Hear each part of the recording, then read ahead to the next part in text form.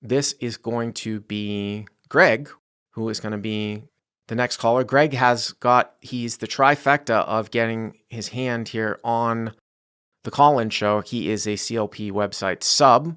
He is also a new subscriber, and I always try to get new people on. And he submitted through Fastroll. Again, we talk about Fastroll.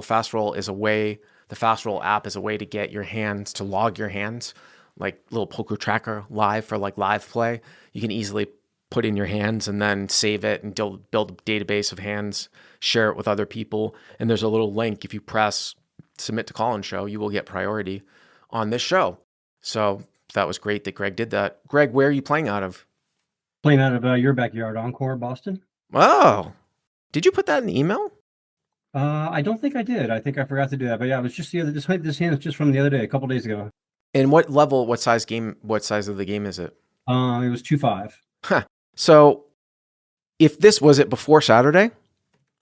It was a Saturday, mid-afternoon, somewhere around there. So we had a party at my house yesterday for a bunch of friends of, like parent and my son, he had his 4th birthday last week. So we had like a little birthday party. And one of the parents, his kid goes swimming lessons with my son. He plays poker. He knows who I am, which was kind of funny. Anyways, he was at Encore Boston Harbor on Saturday night. They hit the bad beat jackpot. So I don't know, when you were there, it was 280,000, but it just went down to 222. And it hadn't been hit since that controversial time that we had the caller on from several months ago, where they withheld all the taxes, which I assume they did again. But now they do something at Encore Boston Harbor where they're seeding the jackpot very, very quickly. That's how it got up to 280, because it had been a hit like less than 6 months ago. So now it's at 22. So I'm very, very familiar with this game. It's $1,000 buy-in. This is sort of my primary game that I play, although I have been playing more PLO. If you listened to the podcast last week, I won $3,500 in less than an hour. And this game gets spotty. It's not a tough game. It's just, it's expensive. And it gets spotty during the day, especially if there's no 5-10 going. That's how I would give the backstory. But how deep are you for this hand? How deep? So I bought in a little bit short, 800 or 900, but at this point I was 1150 for the hand, and the villain's 750. So 750 effective. Yeah. And a little bit of background too about the table. First of all, I've only been to Encore about a dozen times. I've lived in Massachusetts for a while, but I live closer to Bally's, so I don't go to the Encore that often. You live closer to Twin River in Providence? Okay. Yeah. But Encore they spread so many more games, and I'm getting into PLO a little bit too, and Bally's and Twin River doesn't run PLO every day. So really, they don't even run at all. I mean, my only gripe with Encore is that they don't do bomb pots. Now, I mean, I used to go up to Chasers in New Hampshire, which would obviously be a hike for you, but at least up there they do bomb pots at the breaks of double war PLO bomb. But they don't much have any. They barely have any hold'em now in New Hampshire at all. Barely a 2-5 game. So yeah, Encore is a nice little sort of in between, I would say. Yeah. And the dozen or so times I've been at Encore, usually the 2-5 game seems pretty tough. A lot of 3-betting, and a lot of people know what they're doing post flop. But this table was not that.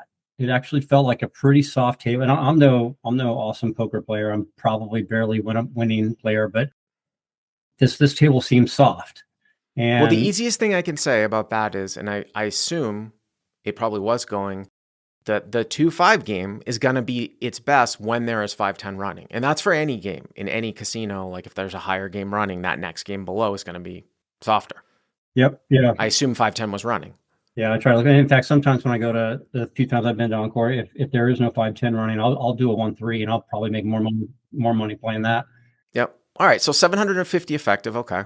Yep. Yeah, and the villain. So the villain is to my right. He's in the small blind for this hand. I'm in the big blind, and he's been doing a lot of limp calling. And then post flop, he just kind of gave off that vibe where he was going to be a very ABC player. And I had been in heads up with him a couple of times before this hand where he checked to me, and I think I didn't even need to look at the flop. I just bet. I did, but I didn't need to. I just bet range, and he folded. It's not folded just because he's very obvious whether he connects with a flop or not. And there is a lot of limping in this game too, when the game is good, for sure. Even during the day, even when it's nitty, there's a lot of limping, for sure. All right, so start us off here, pre-flop. So I'm in the big blind, and there's a straddle on, so it's 2, 5, 10. Okay. And then is that happening a lot in this game, like every hand? Yeah, it was a straddle every hand. All right, so this is like a 2-5-10 game, which is great too because it doubles the stakes with the same quality of players. Yeah, definitely. So it somebody in the field limped probably from like the low jack somewhere around there, folded around the small blind. He limps, and then to me, I've got pocket eights. I've got 8 of diamonds, 8 of spades, and I decide rather than go 4 ways, I decided to bump it up to 40. And Oh, definitely. Absolutely. Because here's the thing. Well, I mean, the only thing I would say is that, so you've got one, I'm going to say, and like an MP limp, small blind completes. This is definitely a raise for me. 6s to 8s are always going to be a raise here in this spot. 7s, I would still probably raise over one limp and the small blind complete. 6s down below starts to get where my cutoff would be. I would just say though, and maybe, and a lot of recreational players don't recognize this, that really shouldn't be that wide of a small blind complete, even though it is.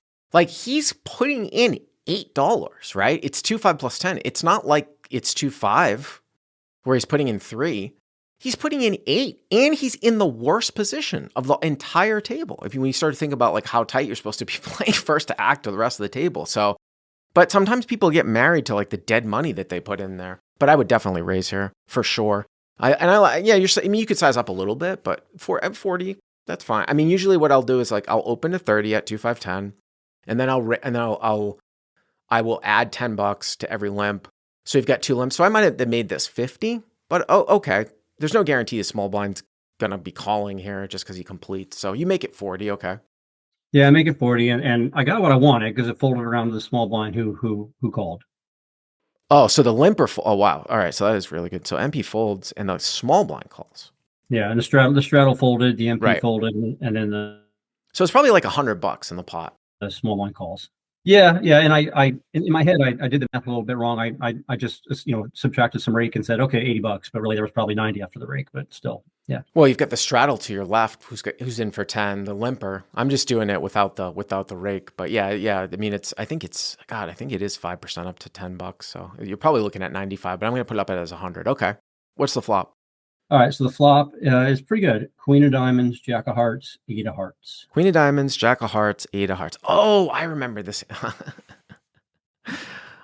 Let me just tell you, I remember this, and I don't, whatever I say, don't take it personally. I have to caveat this. No, I'm not going to be that harsh. But all right, so queen, jack, 8 with 2 hearts. So you bottom set. That's great, right? Yeah, bottom set. I'm feeling pretty good, and he checks pretty standard pretty quickly. And so I'm thinking, given his background, I kind of felt like he could have almost anything. Not any 2 cards, but I wanted to get. I definitely did not want to slow play it. I wanted to bet something, but I wanted to get one of his one pair hands to call and some draws. I wanted him to call, so I bet pretty small. I bet 25. So my first question is dumb or reasonable? Well, there's no real reason. I would treat this as any other single raise pot on this type of texture. So this is a single raise pot, and you've got a 2 Broadway, 2-tone texture, heads up, and you're in position. And also, I mean, there's a lot of other good things going here for you too, where you actually have a hand that's better than one pair that unblocks top pair. Like you have better than top pair and you don't have top pair. Super draw heavy, 2 Broadway board. These are the types of boards that we go large on. So there's just no, I'm going to bet at least 75 because when you look at this, you're not going to get light calls. Like it would be one thing here, Greg, if the board came out like 8 deuce deuce rainbow or 8 deuce 3 rainbow and you bet 25 into 100 as like a C bet, that would be perfectly fine. You might induce the calls, you might induce some bluff raises. People aren't screwing around here with like ace 4 of spades. They're just going to fold out to 25, they're going to fold out to 75 or 80. So there's no real advantage for you to bet 25 versus 75, 80 if they're going to call with the same range. The only thing, maybe once in a great while, that could happen is that if you bet super small, someone who might call a larger bet starts to check raise, like a hand like Queen 10 or something like that, because he doesn't want you to check back the turn. But in general here, I'm betting 75 to 80 with all the hands that I want to bet here for the most part. And also, your hand falls into that category of having like aces or kings, right? Where you beat top pair and you unblock top pair. Obviously your hand's better than that because you beat queen jack, and then somehow if you're losing now to like a straight, you can improve where aces and kings can barely improve. So I'm definitely going larger for sure, but hero bets 25.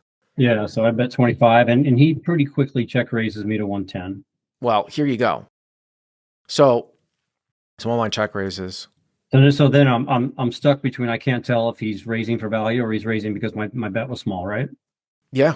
I mean, I think it's probably not going to be a bluff necessarily. I don't think, again, because it's like a high board that sort of hits you, it's probably not going to be a bluff, like just total air. The sizing is kind of on the larger side here too, but there very well might be hands that he wasn't going to check raise you with if you had bet 75 or 80 that now he is, for some protection. Now, from my perspective here, there's an old poker adage that says, when somebody raises post flop, they're never going to fold. That's not always true.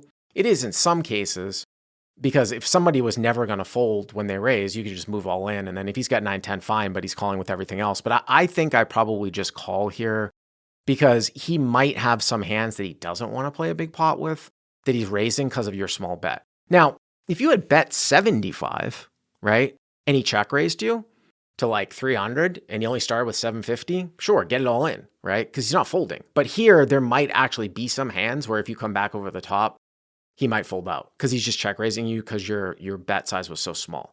So that's kind of why I would kind of tend to call. Now, another option is to click it back. I mean, there are definitely a lot of like action killing cards. When I say click it back, like make it something stupid like 250. Some raise size that the guy's never going to fold. There are a fair amount of action killing cards here too that could scare you as well. Front door hearts, 9, 10 brings in one-liners. And then, open-ended with like king 10, like a 9's already a one-liner, but an ace, something like that. But I don't think I would just like rip it back. It's probably going to be a call for me, and then I'm going to suss out what his turn sizing is just because you bet so small. Yeah. So that was that's the thought I got to. I spent about 10, 15 seconds thinking about it as I did reach for my chips because I knew I knew he didn't have queens. I knew he didn't have jacks because limp calling with those is even for this guy. Pocket queens, pocket jacks, right? Yeah, pocket jacks, pocket queens. That'd be crazy even from this guy. Right. So I reached for my chips thinking I'm just going to come over the top and ship it. But then I was like, oh, well, and then I saw the 9-10 potential. I said, well, let me just call and see what he does on the turn. So I called. So hero call now. All right. So hero calls. So you put in 220. So now the pot is 320, excuse me, going to the turn. Before we get to the turn. Now remember 9-10, even if this guy's been limp calling a lot, you raise pre. And also the other guy folded out when you made it 40. So, unless the guy's playing like 80% of his hands, he probably shouldn't have 9-10 offsuit in this spot. And there's only 4 combos of 9-10 suited. Let's just keep that in mind. The pot now is $320. Okay, what's the turn? So the turn is basically blank at 6 of clubs. All right, so the turn's the 6 of clubs. I mean, that is a blank. The only thing that possibly changes is if he's like, making some draw play with like 7-9 of hearts where now, the 6 gives him some sort of extra equity in terms of, now having like an open-ended straight draw with a flush draw or something like that. But in essence, it's probably a brick. Yeah. And he doesn't hesitate too long. He leads out for 300, basically pot. Wow. He's got about 300 left too. So small blind bets 300, and you say he's got about 300 back, right? Yeah. So if you were ever actually in a situation where it was close, the way that I would always treat this is just he's basically like moving all in. Like he's never folding with 300 back. So if you have like aces or kings here and you're like, oh, why did I bet so small? Now I don't know. Now he's betting 300. It's like I would just treat the pot as 920, 600 to call. And you'd be getting like 1.5 to 1. So you need to have 40% equity. It is interesting to note if you did have aces or kings here and took this line, it would be pretty close. Here, this is just great because now he's never folding. So you can just easily jam. And if he's got 9-10, he's got 9-10. But you can't call just in case he's running some sort of bluff where you don't get the bluff at the end. Like here's the thing about calling with these stack sizes. If you call, the pot's going to be 900. He's got 300 back. Just in case he was running some sort of like big draw bluff, like king 9 of hearts, king 10 of hearts, something like that.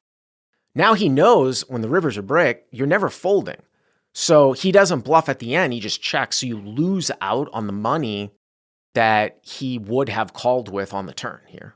Yep. Yeah, that makes sense. I wasn't contemplating calling for sure. I didn't think there was any point to that. But I started thinking in my head that this is a rec player who's showing a lot of aggression, and I've had this year, I've had this run where I just pay them off. They're showing aggression and I pay them off, and they always have it. So I've got that whispering in my head. On the other shoulder, I got Doug Polk whispering, never fold a set, never fold a set. Does Doug Polk whisper that? Yeah. The little angel on his shoulder. I thought about it for a while, and then okay, here's the part where I'm probably going to get, you're going to go, you're going to savage me here, but I kind of whispered to him, I think I got to fold a set here, and I folded. Oh, you folded? Yeah. So here's the... I put him on 9-10. Again, he wouldn't do this. He wouldn't do this with anything but 9-10. Well, here's the thing that I go back to in this one, though, too. The reason why you can never fold here, I don't think personally, is because of your small flop sizing, too. Now, it is interesting to note that the guy followed up with a $300 bet, but who knows what this guy is doing. He might think you have ace king or something. But, I mean, he would make the same play with queen jack. Here's the thing. Like, I actually think personally that he probably only has 9-10 suited here, not 9-10 off. Let's do that out, right? That's 4 combos. But let's say that he has all the queen jack, because you said it sounded to me like this is the type of guy that would like limp call with queen jack. Let's give him all the queen jacks, right? So if you know how to I don't know, sometimes this comes easier to some people versus others. Greg, I don't know if you know how to do the combination work, but like how many combos of queen jack or of suited and offsuit, total queen jacks are available when the board is queen jack 8? 9. So 9 queen jacks versus 4 9-10 suiteds. And the thing is that you have equity. You have some equity. You have way more equity with the 9-10, like when he has 9-10 suited with your pocket 8s than he does with queen jack versus your pocket 8s, right? Because he only has 4 outs and you've got 10 outs. So when you look at it, just even... And you're getting and you're getting equivalent to like 1.5 to 1 pot odds where you really only need 40%. And why wouldn't he play queen jack this way? And I'm not even talking about, well, there probably would only be one combo of some sort of weird, like maybe he's not going to have jack 8 or queen 8, or at least he shouldn't. But if it was just even 50-50, even if you said he folds out half of the queen jacks and he only plays all the queen jacks suited, so that, which is there's 2 of, and then maybe he plays only 2 of the 7 remaining offsuit combos to give us 4. If you just give him 4 queen jack suiteds and 4 9-10 suiteds, you still have way over 50% equity, right? I was putting him on the type of player that would play queen jack off, and he would play 9-10 off too in this line. So I guess that's what tipped me to thinking he had it. Well, yeah, I mean, you can get into these weird situations where you get these weird reactions from opponents because you kind of did something a little bit unorthodox on the flop too. So that's kind of what I point to. But even if you had made a standard bet size, say you went 75 and he went 300 and you called, right? And then the pot's like whatever, something like 700, and then he jams for like 500 on the turn. Say you were even deeper. Say you started with like 1K and you bet 75 and he check raised you to 300 and you called and the pot was 700. And now all of a sudden on the turn, he jams for pot. I still would have a really hard time. I don't think I could fold pocket 8s for a pot size bet because again, I think he can have queen jack. And there are also some really, really big combo draws that somebody might play this way here too, like a 9-10 of hearts, king 10 of hearts, ace 10 of hearts too. Ace 10 of hearts is a double gut shot. You see that, right? To the 9 and the king.